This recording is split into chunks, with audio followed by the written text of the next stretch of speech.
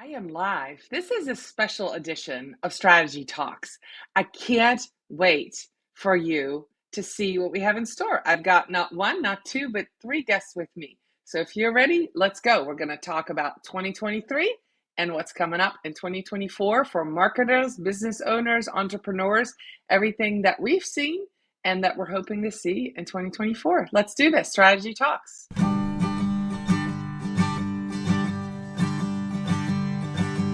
Let's strategize together.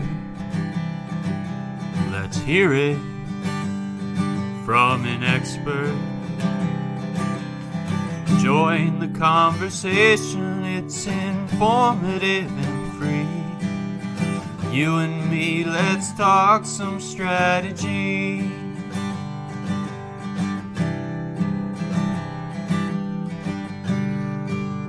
Here's your host, Dorien Morin-van.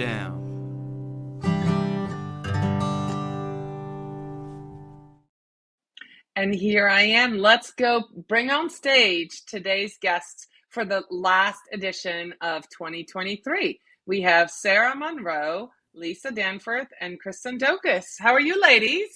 Hello. Good morning. Fantastic. Hello.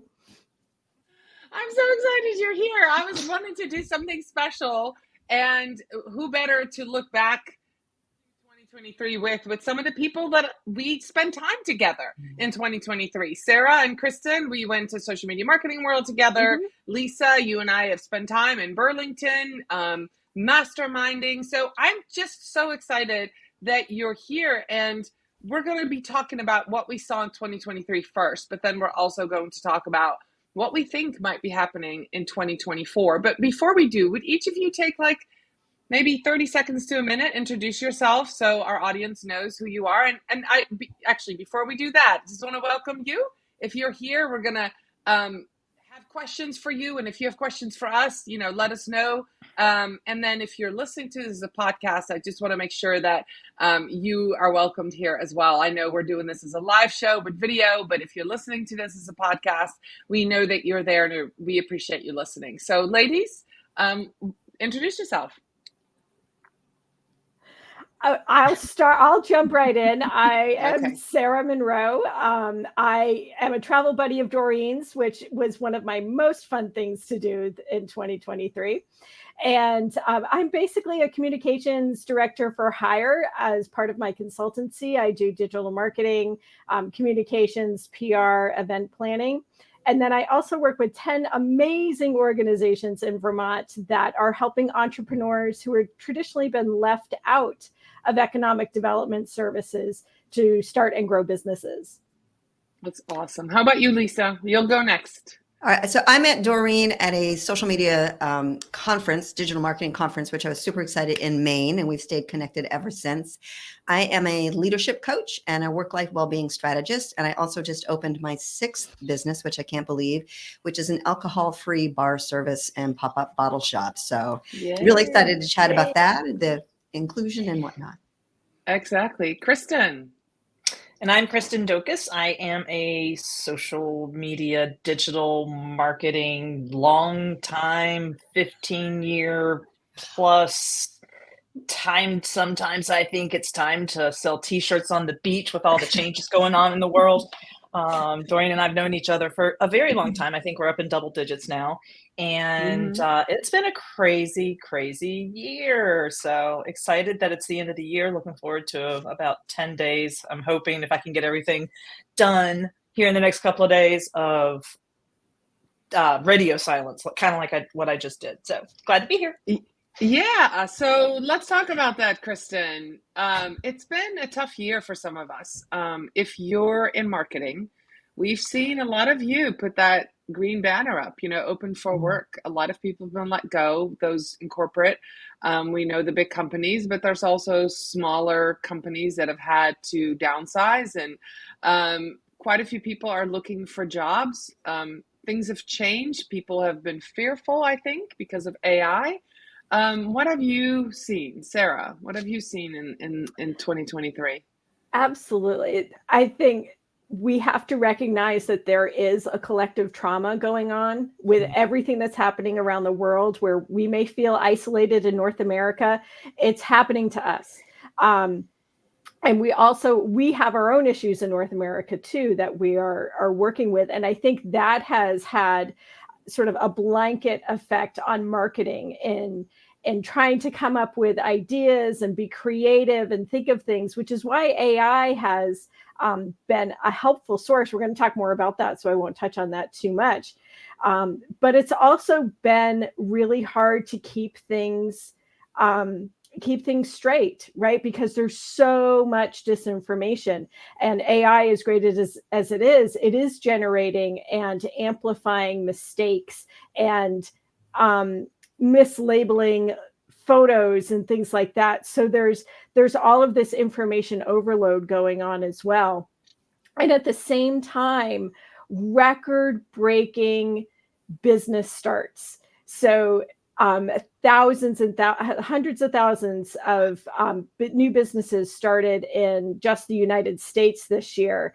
And I think it's really an impact. People who've been laid off, they need to start something on their own terms. They are necessary entrepreneurs where things haven't been working for them and they've started new businesses. So that's my thoughts about 2023, and I'll pass it off to Lisa. Yeah, thank you, Sara. I'm with you. There has been a lot going on, and I would say, as a business coach, many of my clients have struggled. A lot of people that I've talked to, for some reason, that they anticipated a 10%, 20% growth, and was actually 10 or 20% lower than what they were looking for. So there's been a lot of struggle with that. I've been finding a lot of people just doubling down and not making the strides that they want to. But there's still a lot of hope. The solopreneurs are really working hard, getting things out there. And like Sara was saying with the AI, that's definitely helping them take a little bit off from their plate to be able to produce more in less time. There's a lot of opportunity, and I'm super excited for what 2024 has to bring. Yeah, Lisa, before we move to Kristen, tell us, this is a good time to jump in. You started a non-alcoholic mobile bar. Now, article, LinkedIn actually prompted me to comment on an article, and the gist of it was, and I know you read it too, that there's more and more companies that are realizing that they needed to be more inclusive, especially during the holidays and celebrations.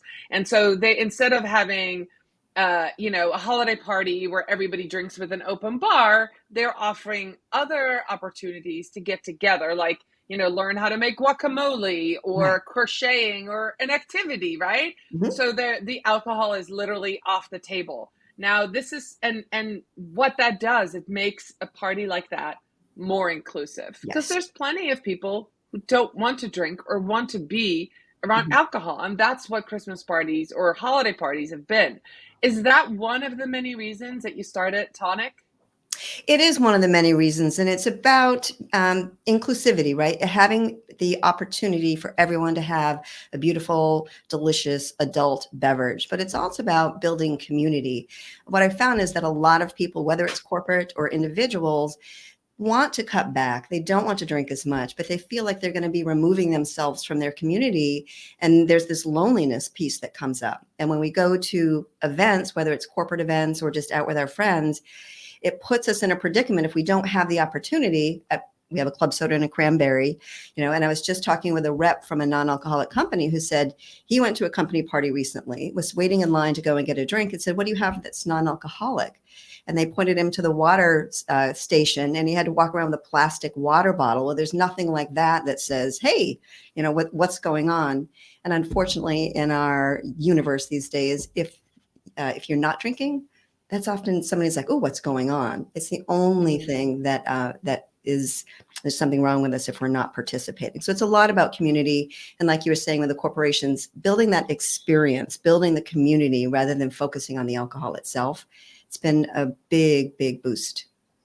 All right. That's awesome. Kristen, I want to talk to you about AI tools, what we've seen this year. You, more than anybody else that I know in the digital social media space. You were using a tool called Jasper. It's been around for a while, but you were using that. You were telling us about it before ChatGPT came around. I know I fiddled around with it for a little bit, and then I'm like, I don't know. But you have been a proponent of this right from the start. What are the changes? Because ChatGPT just celebrated its first birthday. What have you seen with the rise of that craziness?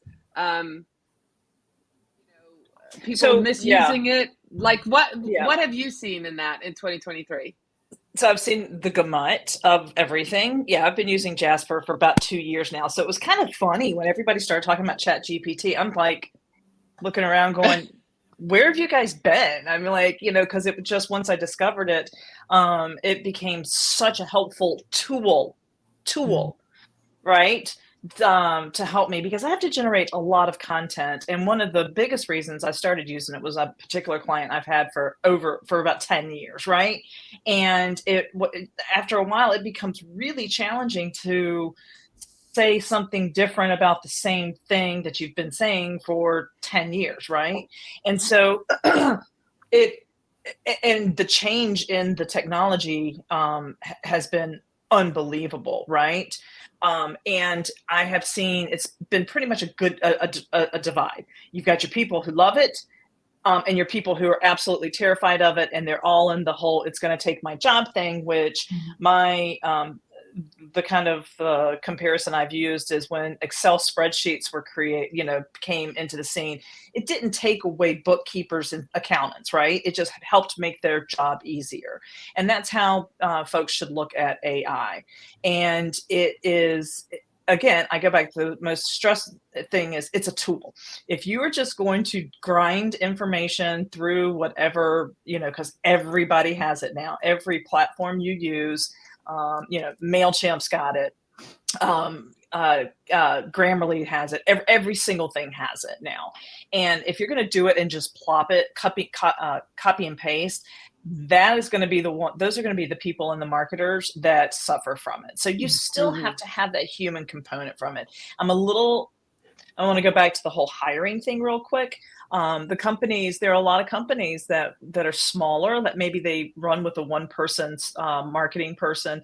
And marketing is always the first to go. It's just, it's been that way since it's sad. The beginning of time. It's sad because it really is.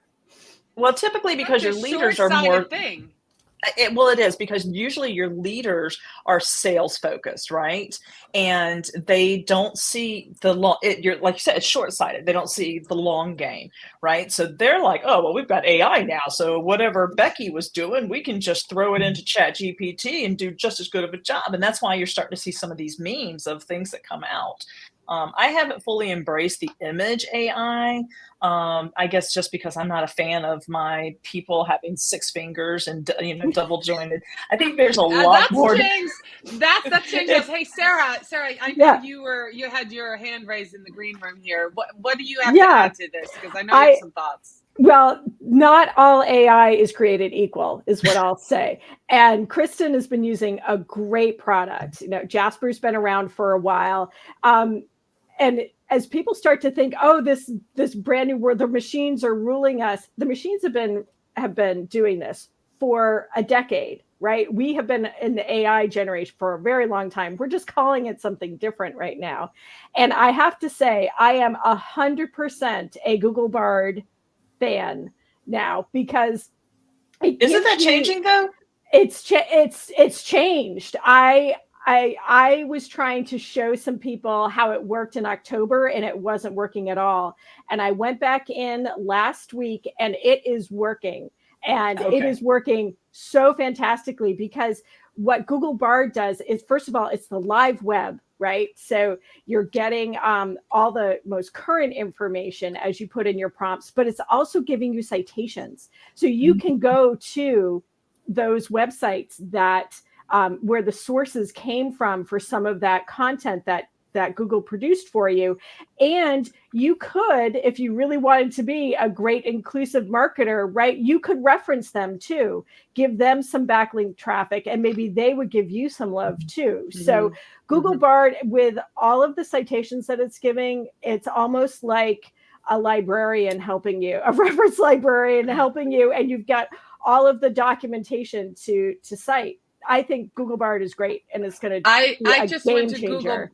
I went to Google Bard for the first time in a while Sunday night. I was working on a logo.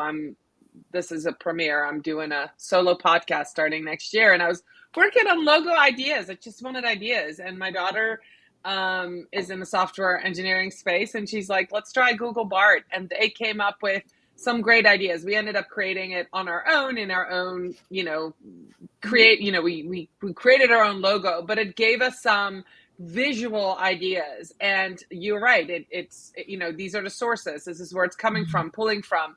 It was a very different experience than ChatGPT, and frankly much nicer. So I agree with you. If you're watching this and you haven't tried Google Bard, go try it. It's really changed. I want to shift before we go to 2024. I want to kind of shift to focus on some marketing campaigns and some ideas. Actually, before we do that, let's talk about X and Threads. Anybody have anything to say about that? Sarah, in the green room, you were shouting really loudly about X. Let's hear it. I love Threads. Okay, I'm going to start positive. I love Threads. As a woman on the internet, Threads is just, I somehow got into this community of women following women, and it is so positive. It's just phenomenal, right? And hashtags, well, if you put in a hashtag, put in the pound sign, Threads just makes it into a search term. So it's constantly evolving. It's a lot of fun. I have to say, I've worked in the gender equity space for 9 years. I gave up Twitter at least 3 years ago. I'm barely on it. I only go on it when I'm at a conference that, gives out prizes if you tweet enough, kind of thing. But honestly, it's devolved so much. And I also believe strongly in the company you keep as a business. And so if you are supporting a business that doesn't have practices that align with your values, then perhaps not use it. Okay. Yeah, I would have to say none of my clients are left on Twitter. None. They have their accounts, but they don't want me to post anything on Twitter. Every single one, and especially nonprofits. They're like, that's too controversial. So how about any of you? Are you still using, Lisa, Kristen, still using it? I have not used Twitter for at least 3 or 4 years. I worked really hard at the beginning of my coaching business to get it all built up. And it's just, for me, it just wasn't a platform that felt great. But then now, especially with X, not Twitter, X, I've been avoiding it basically. And as far as Threads goes, Sarah, you've totally intrigued me with what you were just talking about, because I've been like, no, I don't need another distraction. Like, there's just too much. So it's definitely, especially as a coach, I work with people on habits and boundaries and prioritization and all of that. One more thing that diverts our attention. I think it's hard, but now you've absolutely intrigued me, Sarah. So thank you for that. Twitter was always my favorite. I have proclaimed that for years. I stopped putting my clients on it about 3 years ago, and I stopped using it when they took my blue check.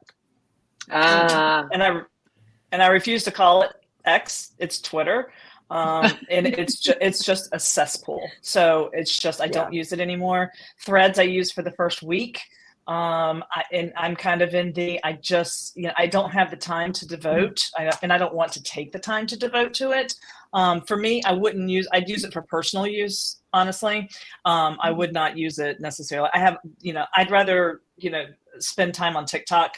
I'd rather spend time in other areas than, Threads. So I may revisit that. I don't know. I still have it.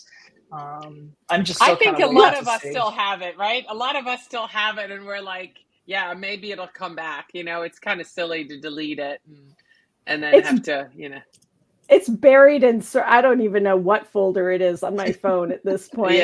But I have to ask the three of you, aren't you seeing just a little ticker of Threads to try to get you in there? I've noticed that I've seen it on Instagram for a long time, but I've been seeing it I haven't been on Facebook much, but I'm starting to see it on Facebook. That'll get that little, hey, here's what's happening on Threads.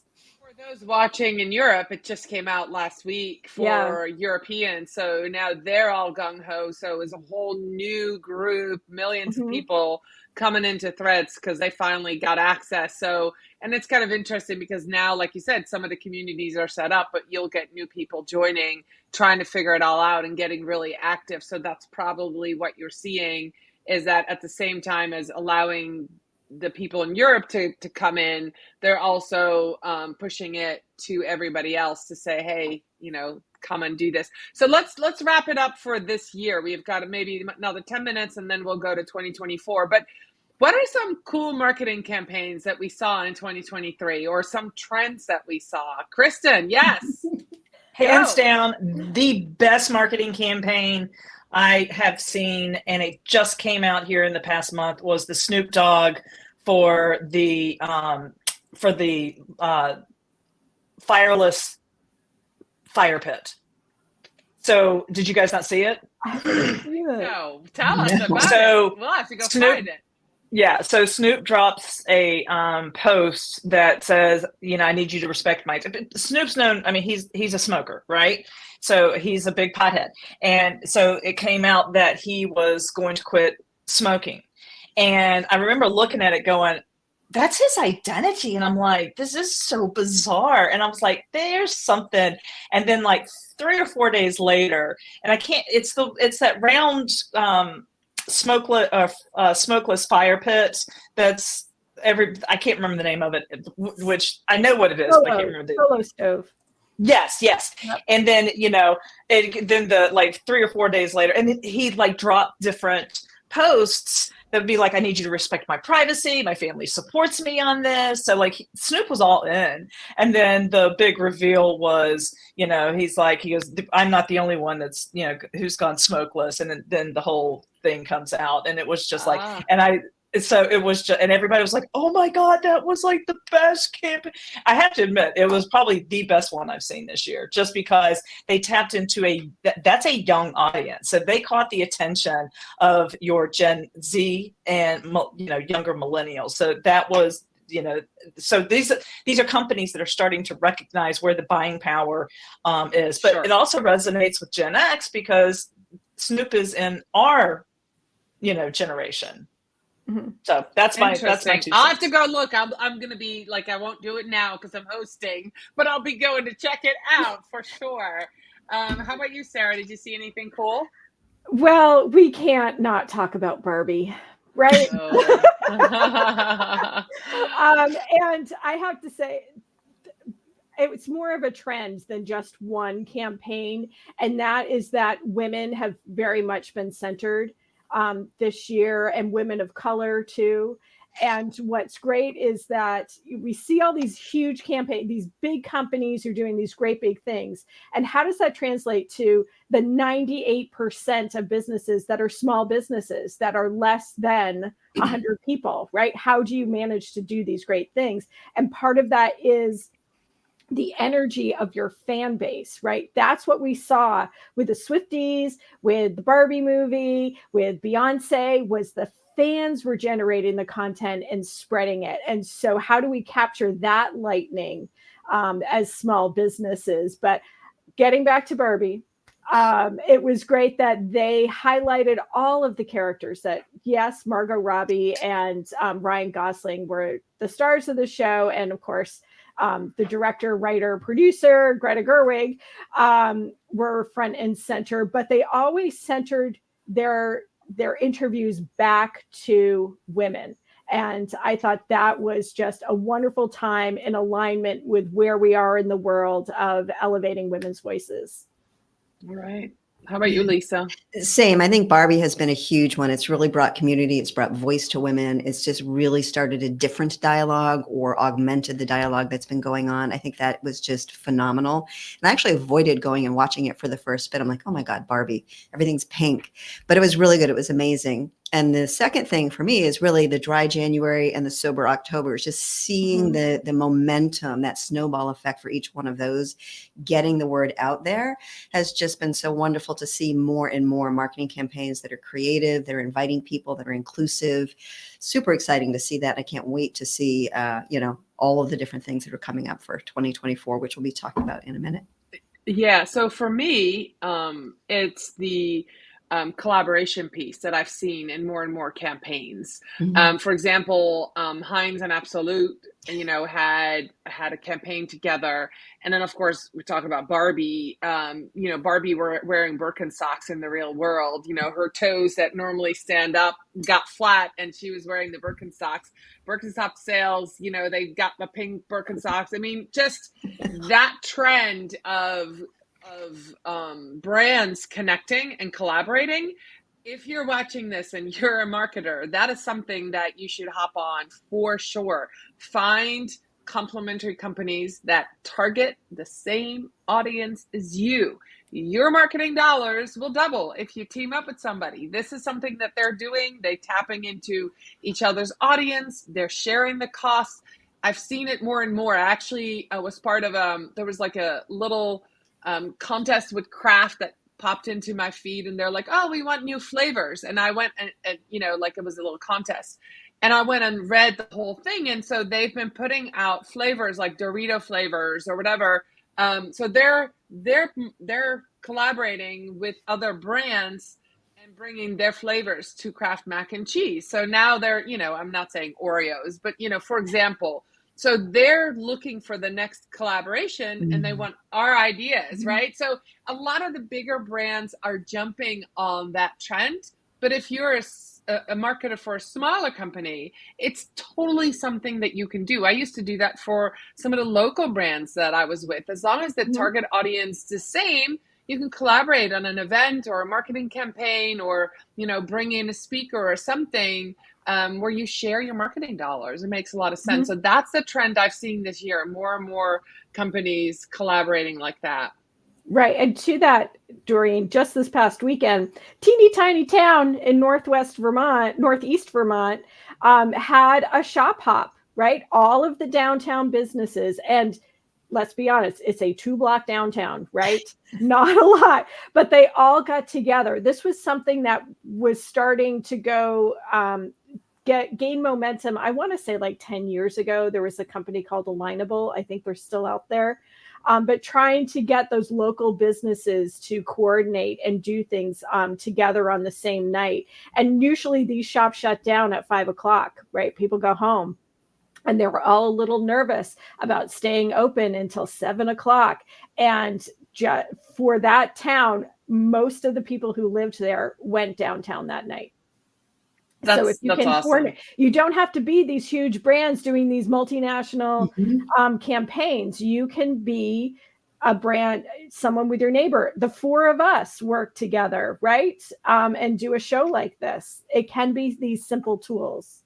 Right. And it could be products or services that you combine. An example would be 2 complementary services that have the same audience would be a driving school with a college counselor, right? Because they're both targeting parents of high schoolers, right? Yeah. And maybe a social media training platform for training social media youth. So, for youth using social media. So then you could combine 3, but think about it that way. Like, who is your audience, and who else has that same audience, and then work together. So let's shift to 2024. I want to know what you're thinking about, what you're excited about, what you think might happen. Of course, these are predictions. Everybody's doing prediction shows. I want to just tap into your knowledge of what you've seen and what you think is going to happen. Who wants to go first? Not all at the same time. Kristen, I'm going to go to you. That's so tough. You're obviously going to continue to see AI, strengthen, get better. I think you'll see people, marketers, et cetera, start to embrace it a little bit more. So it's very much in an infancy state, even though it's not. But as far as accepted usage, it's definitely in an infancy state. So we're definitely going to see, you're going to see it rolling out into whatever platforms it's not on, or some version of AI is not on, you're going to see it adopted by all of them. So no matter, here's my prediction. Here's my recommendation. Let me rephrase it as a prediction into recommendation.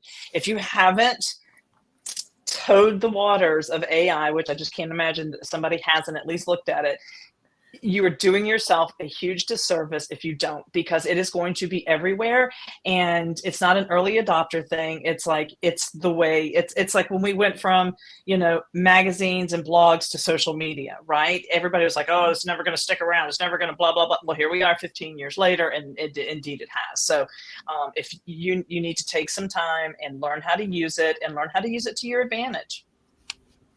Right. Excellent. How about you, Lisa? What do you see? Coming from the business perspective, the business coach perspective, it's what I'm really seeing is a lot more, like you were saying before, collaboration, people pulling together, marketing things together, having events together, creating more of an experience. Like I keep saying, like that is something that I'm finding that is really being able, it allows you to get out there and create more of an impact and invite more people. So I think that one is a huge one. AI, absolutely. I have to admit that I was definitely, against it, but I'm really finding, like I said earlier, that it's opening up more space for the business owners, the leaders and whatnot to be able to do things a little more succinctly, a little more effectively, so that they can open up more time and prioritize other items. Like Kristen was saying earlier, for some reason, when the marketing budget is always one of the first things to go, but it really truly is one of the most important. So when we're able to prioritize, use tools like AI, ChatGPT, Jasper, it allows us to be more effective in our business. All right. Sarah, what do you see coming? I'm going to jump onto this collaboration train because it's sort of a habit of mine, and not just jumping onto trends, but collaboration is what I meant. I think we're going to see more cross-generational. I think Gen X and Gen Z are finally going to have a great creative explosion. Gen Z is saying what us Gen Xers have wanted to say for decades, right? And so I think their boldness combined with Gen X having the experience of inventing a lot of stuff, right? We've invented a lot. I think that's going to have a big impact in 2024. And also with that Gen Z influence, with this post-pandemic realignment, your word, Lisa, alignment with work and life. This dream that everybody seems to think that Americans have of working hard and building up your big corporate business and all of that. That's not a dream for everybody. And it hasn't worked for many people for many, many decades, if at all. Right. And so I think we're going to see more people being more creative with new business ideas, with not working until they drop. Right. That is not a goal for people anymore.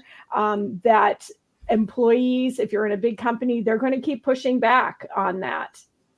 And that we're going to have more of a life and a job at the same time.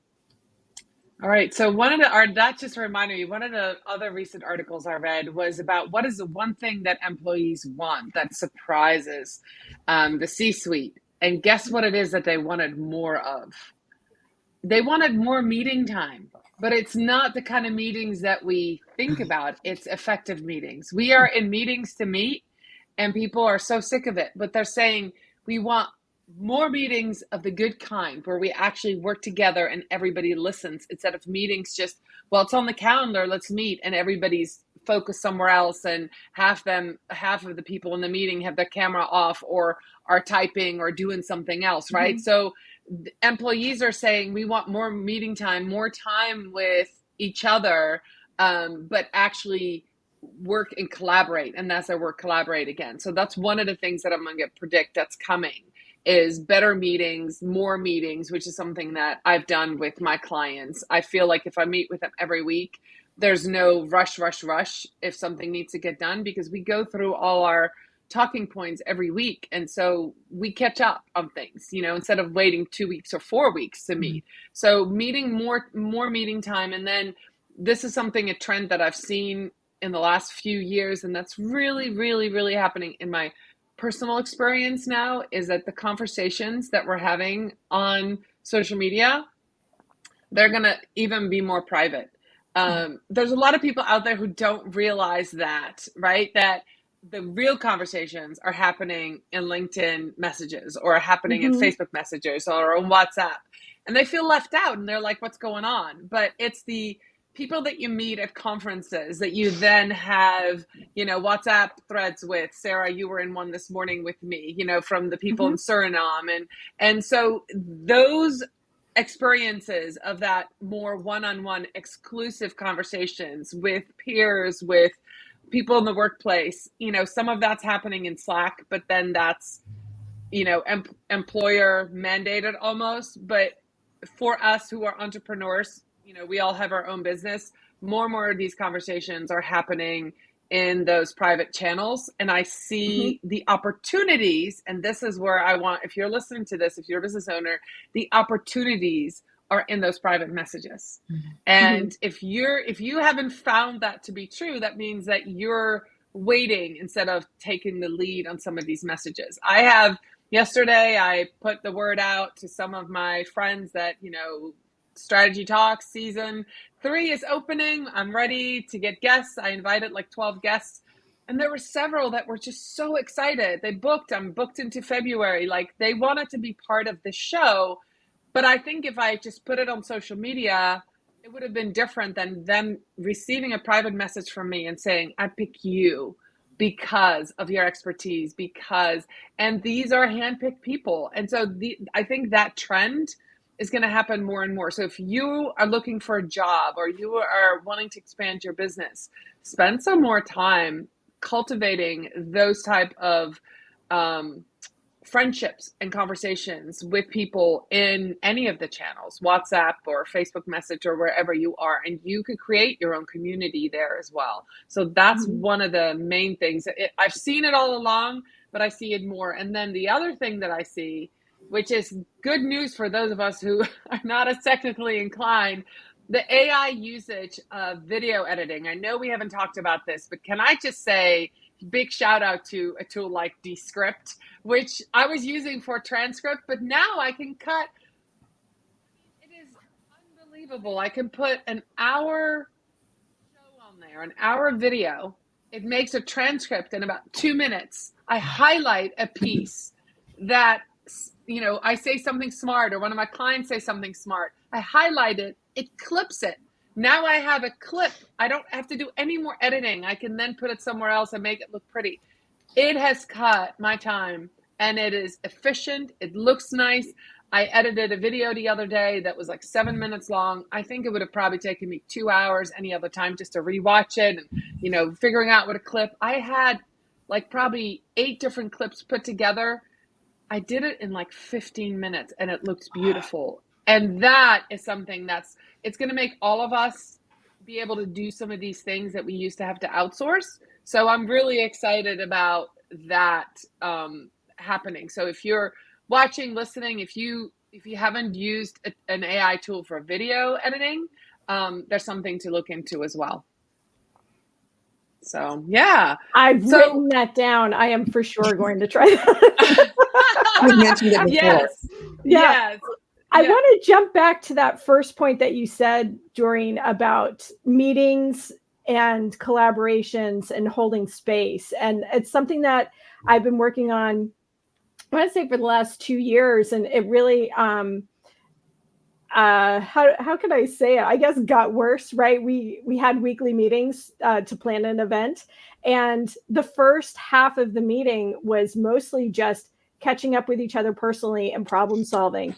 And when I sort of think about organizational development concepts, what was really happening was that we were having agile meetings with each other. And it was more of a mastermind every week. The 4 of us worked for 4 different organizations in isolation, working from home. and we just did problem solving for each other. This has been a challenge for me. What do you all think? What do you think I could do? And usually that was like 20 minutes of the meeting. And then the last 40 minutes, we got through the business of what we had to do very quickly and moved on with what we needed to do. So we built a personal relationship still in this remote work life, and got the work that we had to do done, and improved the work that we were doing outside of what we were meeting about. So I'd say that's a great tactic for that collaborative meeting piece. And I'm going to find a way to hold that space for folks in future meetings too, because it's making a big difference. That's awesome. Lisa, did you have something to add to that too? It comes back to that collaboration piece. And I think we can so often as business owners put all that collaboration, that connection on the back burner, but it's what truly fuels us in getting out there and doing what we need to do and getting the energy to do it. So I just want to say, Sara, I love what you just said, because it is so very important. Our personal life and our professional life are not mutually exclusive. They're interdependent. And when we can bring them together and support each other in a way that builds community, builds support, builds confidence, it's amazing what's possible. And I just want to back up a little bit about, you were talking about well-being. I think that is, or bringing that wellness to it, to the table, I think is so important. And that is absolutely going to be coming out even more in 2024. It allows us to be more present and make space, schedule time on your calendar for those connections and honor them like you would a doctor's appointment, because they are what fuels your business. Yeah, I actually have seen a lot of people asking, like, what do you want to do next year? Or what are your goals? And what people are saying is more time with family, taking real vacations, living in the moment. Marcus Sheridan had a post on LinkedIn yesterday, and he was talking to a friend where he told him, Marcus had said, I went away with the family for like a weekend. We do this every month. And the guy goes, I wish I could do that. And then Marcus said, well, why aren't you? And he's like, well, I don't know. He goes, it's your life. You make the decisions. If you want to go away 1 weekend a month with your family, that's completely up to you. You design your own life. Plan it out, do it, and do it again next month. Are you limited? Because he asked, are you limited by money? And he goes, no.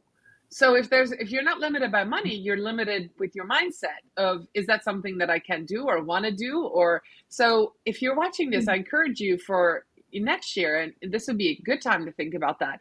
What do you want to do? What do you want more of? When I look back at my year, I think about all the things that worked well, that didn't work well. What do I want more of next year? I did a lot of travel this past year, and I absolutely love it.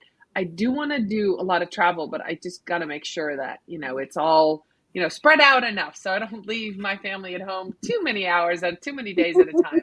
But I want that time away from my business, because that's a great time for me to think and to reflect and to, have that me time, which means I'll be better for my clients and my business. So and I think that's a theme that I'm seeing with people when they ask about, what do you want for next year? They're all saying more, more wellness, more time with family, more time away from work. So that's definitely a trend. Thank you for bringing that up, Lisa.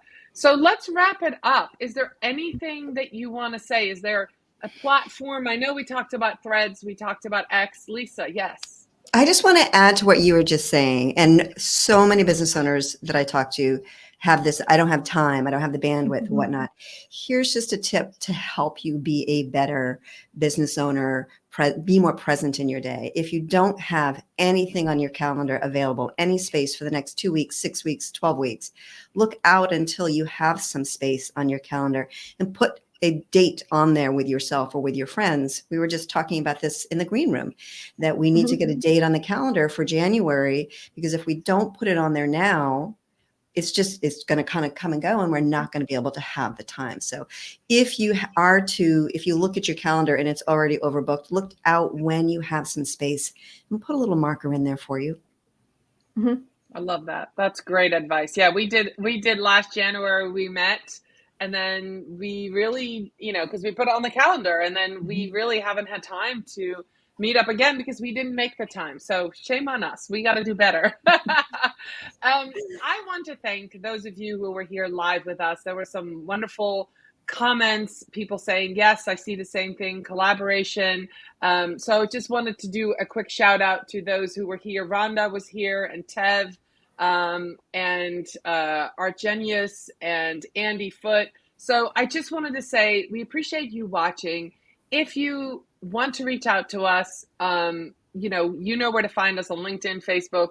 We're here. We're working hard. We're probably going to spend some time reflecting, like everybody else, on what worked for us in 2023 and looking ahead to 2024. I just revealed earlier in this show that I'm going to start a second podcast. I haven't told anybody the name, but that's coming soon. I'm working on the layout, on the format, and I'll be recording at the end of this year. So I've got some ready to go. So that'll be a big announcement for me. Anything big coming from you, Kristen, Sara, or Lisa? Let's wrap it up that way. I'm going to be starting a YouTube channel and getting a newsletter out there for my alcohol-free business, because there's just so much information, and right now the hurdle is the education and getting it out there. So that's going to be two different areas I'm going to focus on. Excellent. YouTube's going to be great. Yeah. So my goal is to get back to live streaming. I really miss it. I did it for how long with Social Chatter? Anyway, get back to live streaming. I think it was 2 years, maybe. Anyway, I am going to launch edition number 2 of Interrupting Myself, my LinkedIn newsletter, which I just haven't had time to do. I am hopefully going to finish. I've been taking a lot of certificate classes this year. So applying that knowledge and just getting more active publicly on social media. You 3 know how much I am active on Messenger. So get myself out there a little bit more and have some fun with travel too. That's awesome. How about you, Kristen? So I probably the same goals that I had at the beginning or towards the middle of this year. I would really like to shift back, and 50% of my clients are podcast shows. Really would like to focus more and bring on more of those. And as I've mentioned to you guys in the past, here recently, I've got a couple of other ideas in the hopper. I'm not ready to make that public yet because some things have to happen in order for that. But I could either be broadening my circle, or I could be narrowing it and leaving the field altogether. I don't know. So we'll see. I've got some quarter one, the first quarter, there's got to be some decisions made. And, my kids are gone, man. I've got nothing holding me here where I am. So, logistically, It's exciting though. I think that we are 4 strong women. And if you're watching this, if you don't know this yet, you have the power. You've had the power all along, right? Like the Great Wizard says. It took me a lot of years to realize that I had the power to change the things in my life that I didn't like. And you most often have that same power, even if it's little things at a time. And, create new habits. I ended up not feeling great this year. I ended up starting back on running. I've done 3 half marathons. Next year's goal is to run a full, that'll keep me running. And so set those goals for yourself and set, like Lisa said, circle the date. I know I'm going to sign up for a full marathon on October 5th. That means I have to keep running starting in June and July and go training. So those things help to plan it out. I want to end this show with wishing everybody happy holidays, happy new year. Have a wonderful 2024. My first show of Strategy Talks will be January 9th. I've got a great guest, a wonderful guest already, like I said, signed up all the way into February. But I'm very excited to kick it off January 9th. Look for a new look for Strategy Talks. I'm working on that as well. New colors, new look, new tagline, but it's still going to be the same format, me and my guests. And thank you, Sarah, Lisa, Kristen, for being here with me today. I do want to say, like, when we were doing, this is AI working, guys. We were doing the thumbs up. Look at the thumbs up. Will the hearts come out? Oh. I don't know. I think you might have to do it next to you. See if it works. Yeah, there goes the hearts. Yeah. This is AI at work, guys. I just was like, let's finish it up like this. Thank you so much for being here, everybody.